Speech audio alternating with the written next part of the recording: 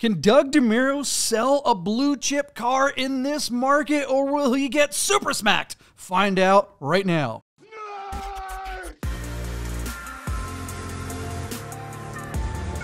Get those nerds!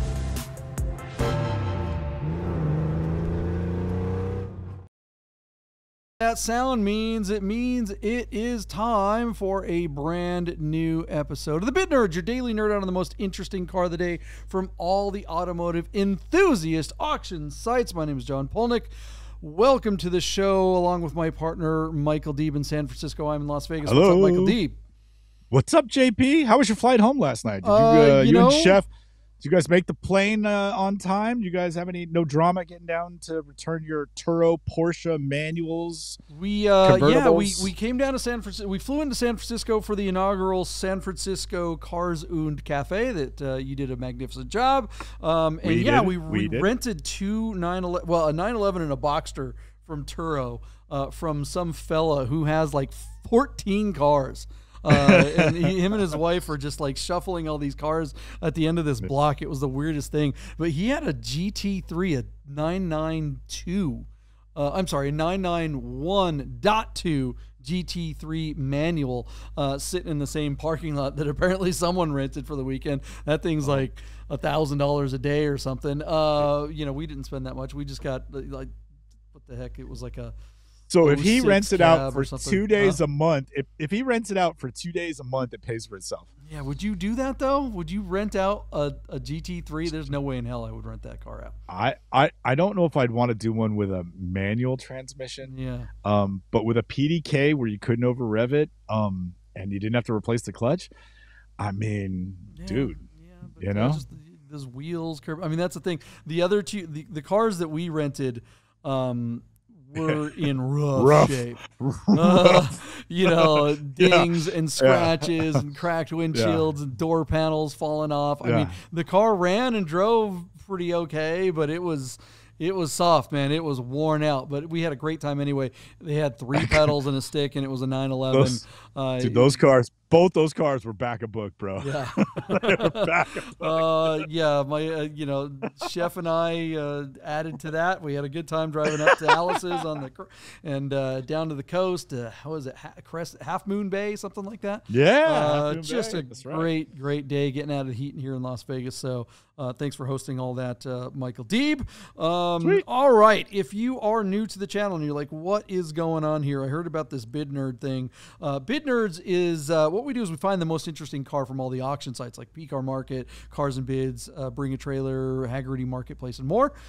We decide on what that most interesting car is, and then we have a conversation about it. We'll tell you all about the car, all about its history, everything that we know from the ad, and then we will make a prediction as to what we think the results of that car's auction will be.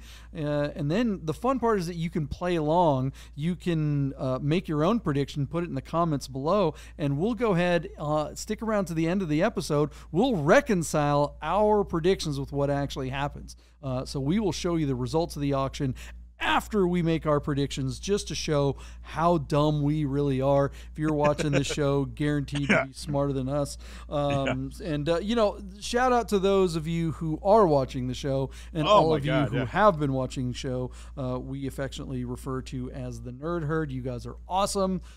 We love you guys, and so if you want to be part of the Nerd Herd, hit the subscribe, like, and notification button, and you can join the herd.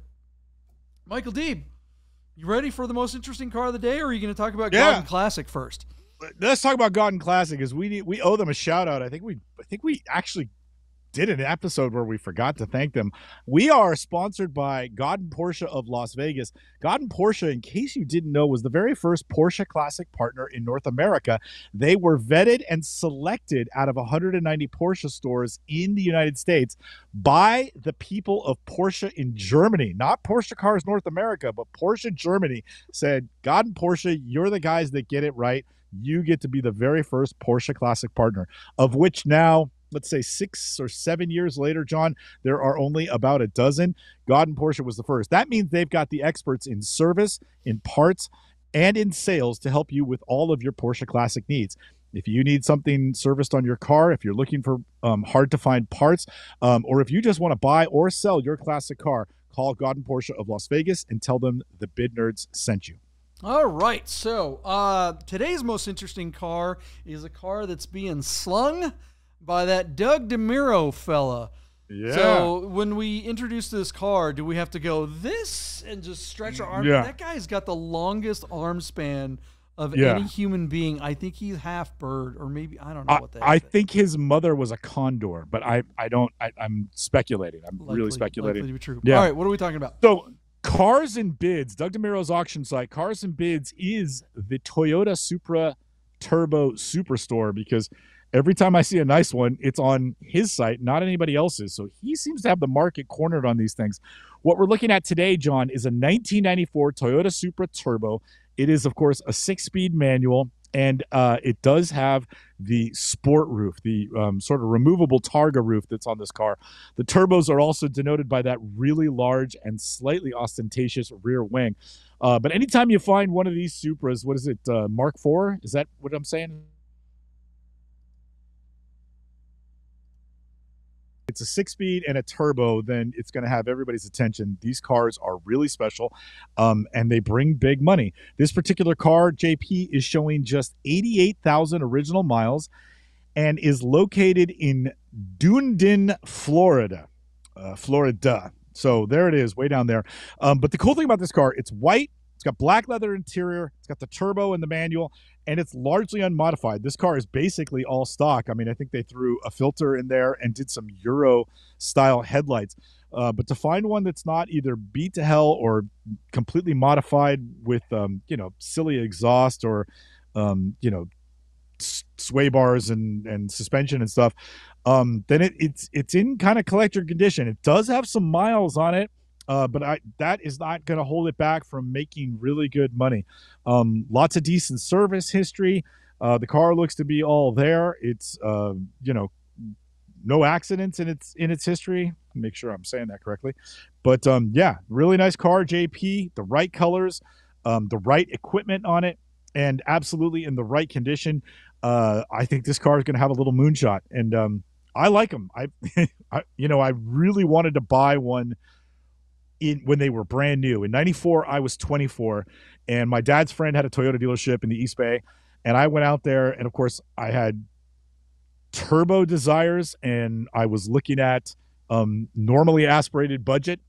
And the only reason I didn't get it is because when I was 24 in 1994, I also had a very colorful driving record, and the insurance made it prohibitive for me. So I could afford the payment, but I couldn't afford the insurance, and it was basically like 2 car payments.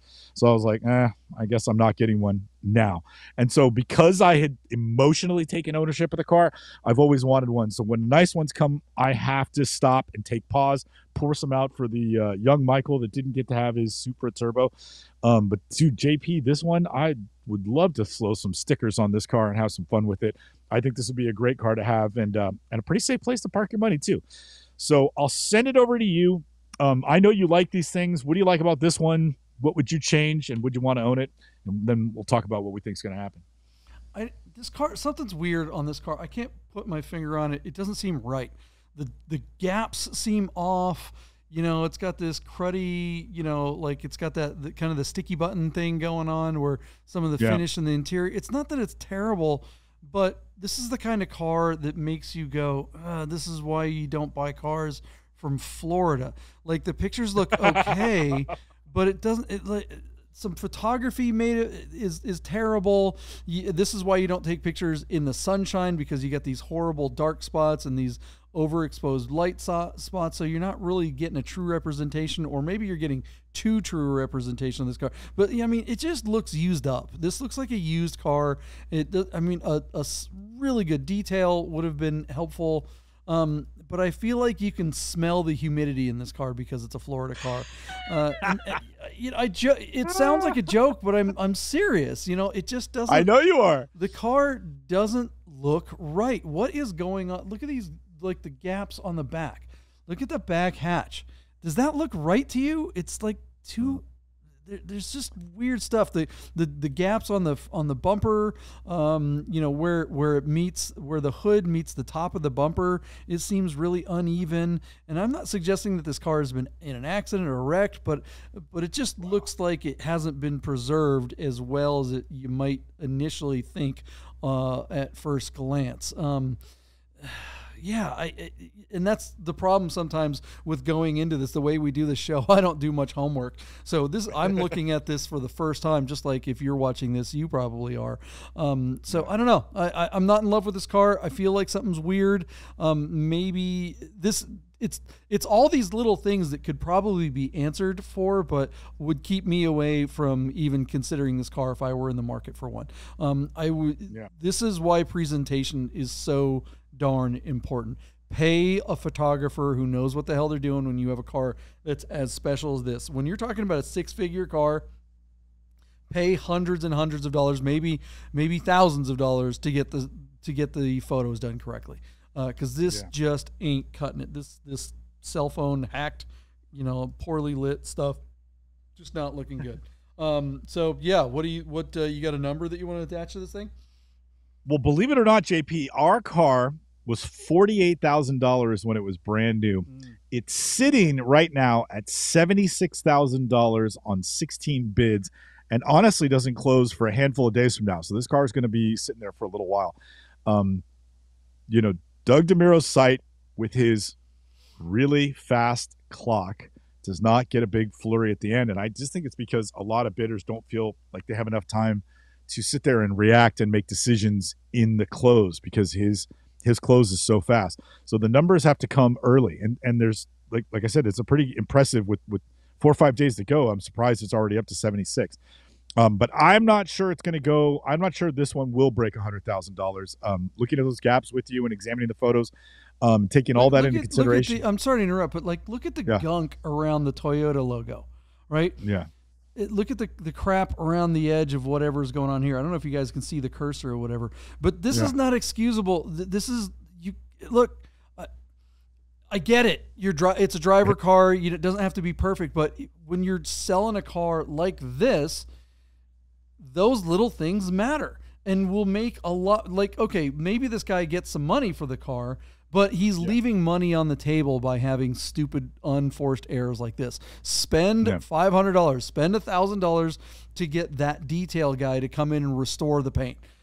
Get him to come in and get every little, there were some photos that I was showing when you were talking, showing the trim around the windows looks like it's got gunk around it, or maybe some seagull crap or something like that, or some cockroaches got in it. I mean, some Florida gunk is all over this car, and that stuff you can get rid of that. You can clean it up. You can make this car so much better.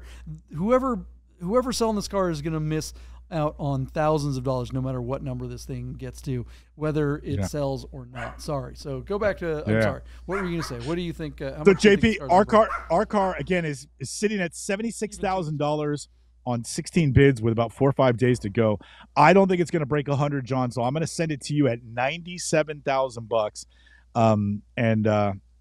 And that's surprising, because I think a car like this, better presented, should break 100 grand and do better than this. So 97 grand, and it's the punishment for not doing the presentation. He's not going to make 100 grand on it. Yeah, mostly original car like this should be well into the hundreds.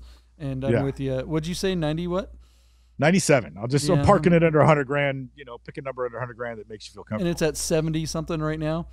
76. 76, and you're saying 97, right under 100 grand. Wow. 4 days from now. Yeah, Cars and Bids is the kind of place that stalls out. So I'm going to be with you. I'm going to say 90. I'm going to park it under you. 90.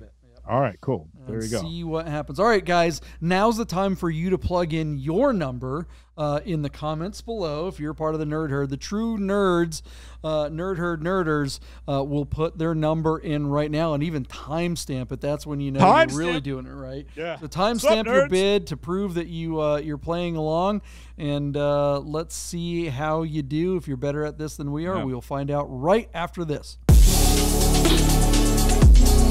I'm a driver, and I'm going to Vegas Auto Fest. The drivers are coming.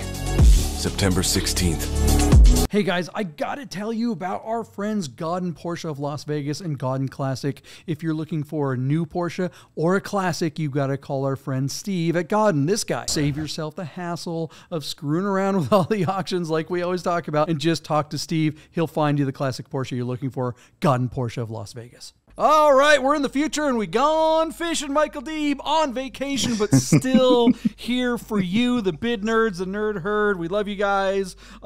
We keep promising that we're going to do a live show. That's going to happen. We'll keep teasing that. But in the meantime, Deeb's fishing, so he can't do no live show. So we're going to have to wait till next week for that. Man, I wish I were on vacation. Michael Deeb looking good.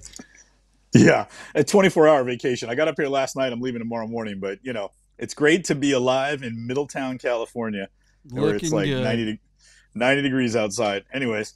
All right. Boy, I wish it would cool down to 90 degrees here in Las Vegas. All right. What happened with this Toyota Supra?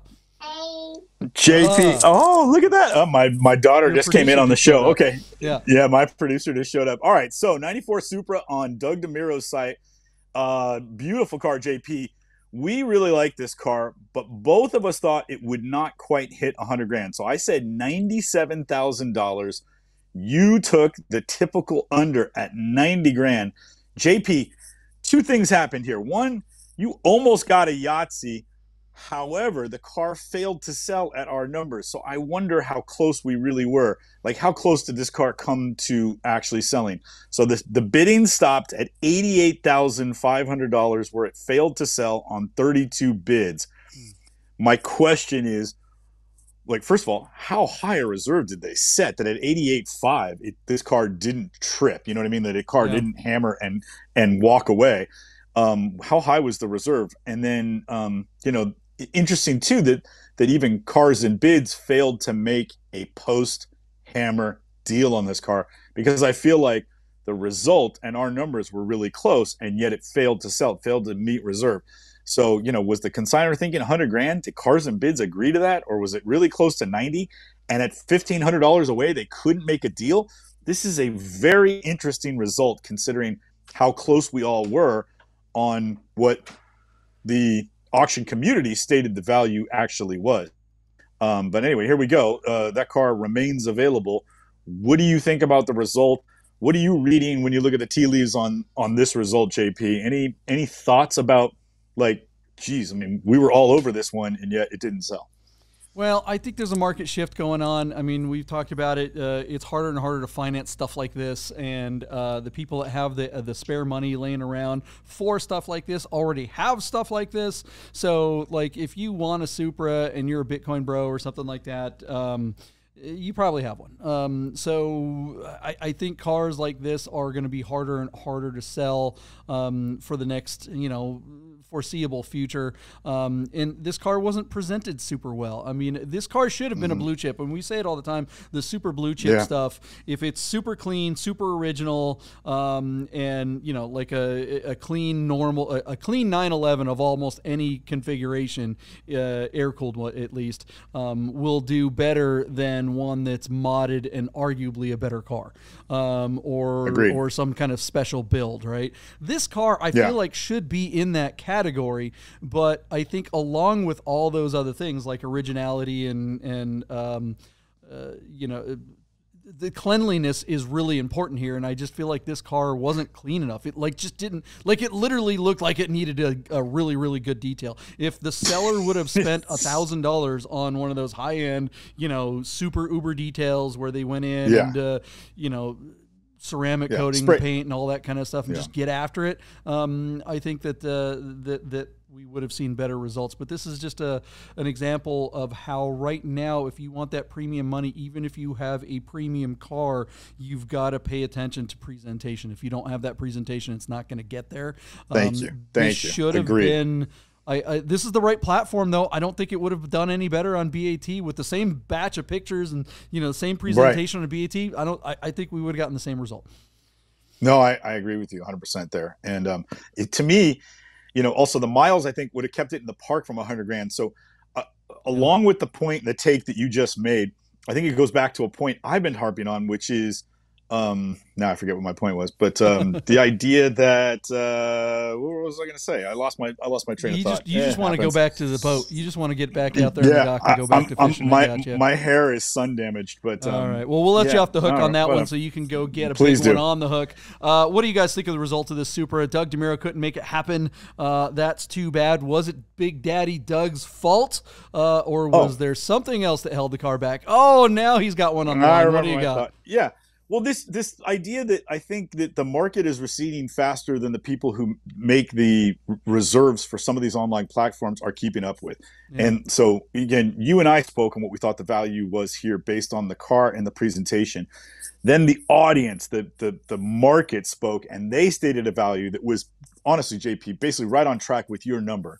Yeah. And yet the car didn't sell. And I think the car should have sold for $88,500 or should have been close enough for Cars and Bids to make a post-hammer deal, and they didn't, which tells me that the reserve was unrealistically agreed upon by the people at Cars and Bids. And I think that's kind of plaguing these online platforms.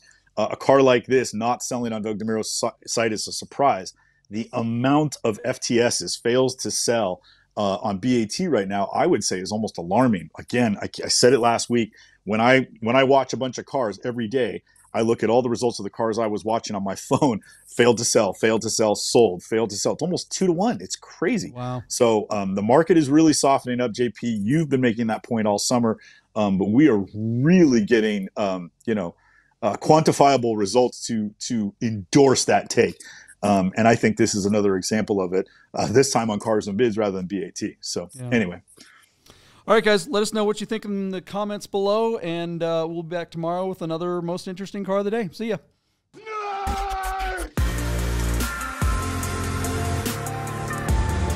Get those words!